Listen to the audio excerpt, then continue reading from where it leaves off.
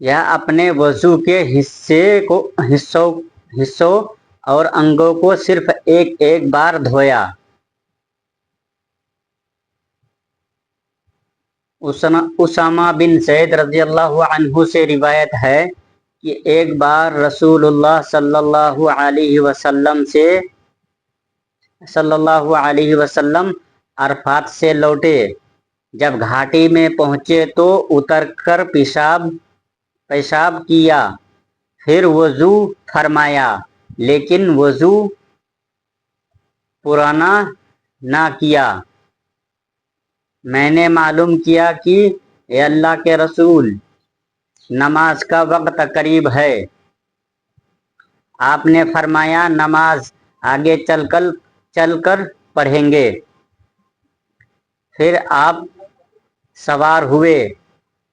جب مزدلفہ آئے تو اترے اور پورے وضو کیا۔ پھر نماز کی تکبیر کہی گئی، اور جب آپ نے مغرب کی نماز ادا کی، اس کے بعد ہر آدمی نے اپنا اونٹ اپنے مقام پر بٹھایا۔ پھر عشاء کی تکبیر ہوئی اور نماز پڑھی، اور دونوں کے بیچ نفل وغیرہ نہیں پڑھی۔ پورے وضو سے مراد آپ نے اپنے وضو کے حصوں کو خوب مل کر دھونا ہے۔ اور اس حدیث سے معلوم ہوا کہ وضو کرتے وقت کسی دوسرے سے مدد لینا جائز ہے۔ اور حج کے دوران مزدلفہ سے مغرب اور عشاء کو جمع کر کے پڑھنا چاہیے۔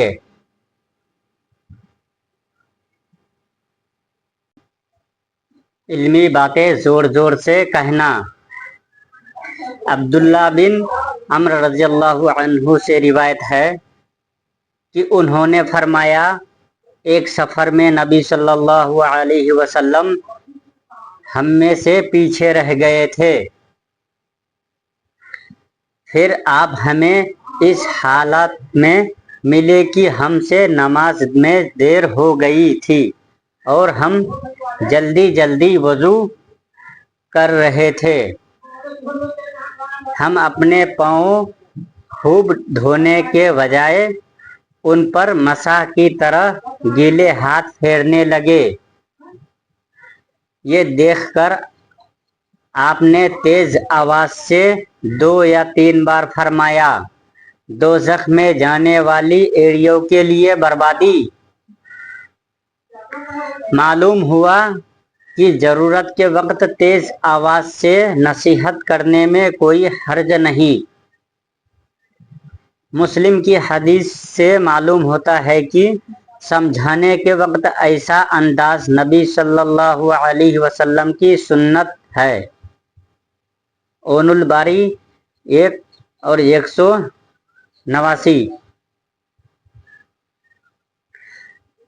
معلومات آزمانے کے لیے استاد کا شاگرد کے سامنے کوئی مسئلہ پیش کرنا۔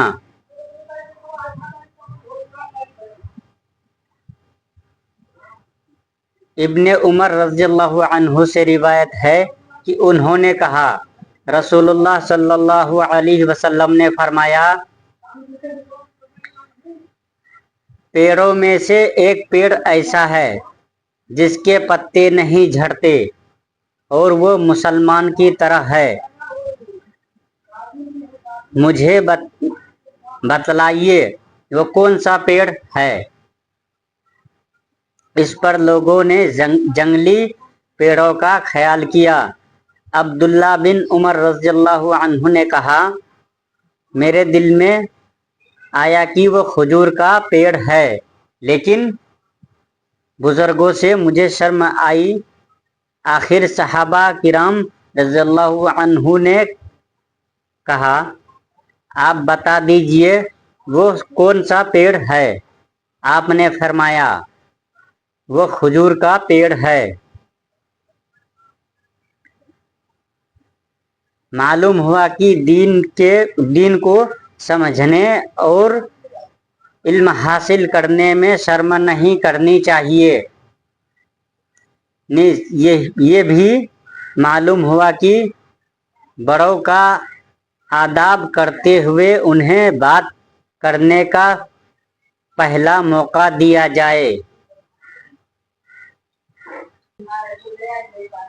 ابو ہریرہ رضی اللہ عنہ سے روایت ہے کہ ایک بار رسول اللہ صلی اللہ علیہ وسلم مجلس میں لوگوں کو کچھ بیان کر رہے تھے کہ اچانک ایک دیہاتی آپ کے پاس آیا اور کہنے لگا، قیامت کب آئے گی؟ رسول اللہ صلی اللہ علیہ وسلم اسے کوئی جواب دیے بغیر اپنی باتوں میں لگے رہے۔ حاضرین میں سے کچھ لوگ کہنے لگے، آپ نے دیہاتی کی بات کو سن تو لیا لیکن اسے پسند نہیں فرمایا۔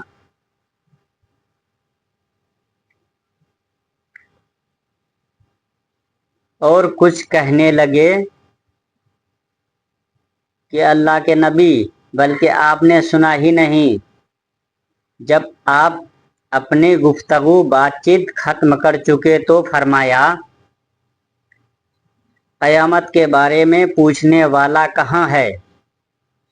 دیہاتی نے کہا، ہاں اے اللہ کے رسول صلی اللہ علیہ وسلم، میں حاضر ہوں۔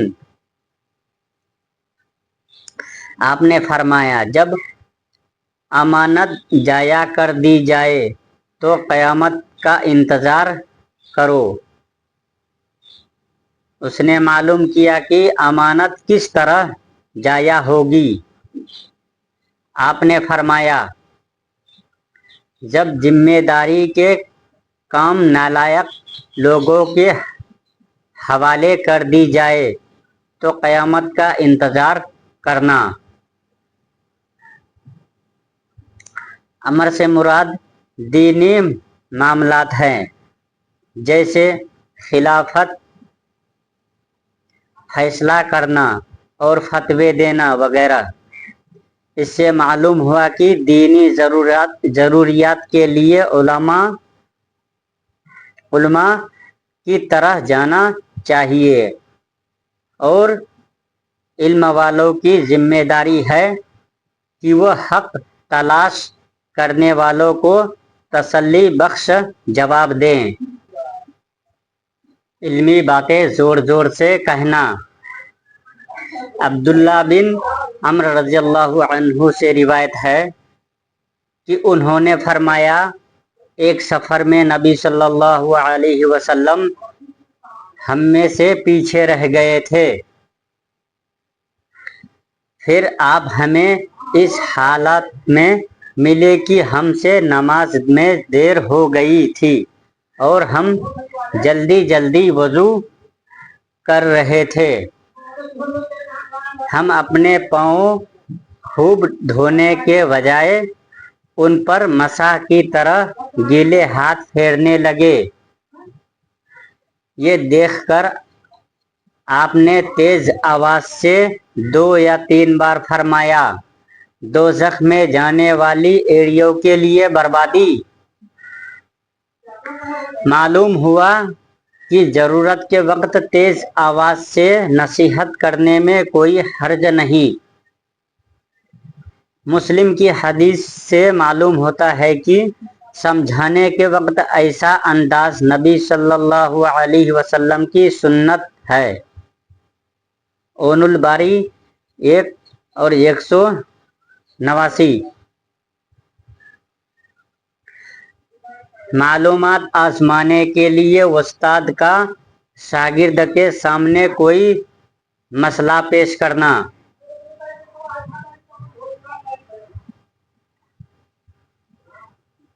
ابن عمر رضی اللہ عنہ سے روایت ہے کہ انہوں نے کہا، رسول اللہ صلی اللہ علیہ وسلم نے فرمایا،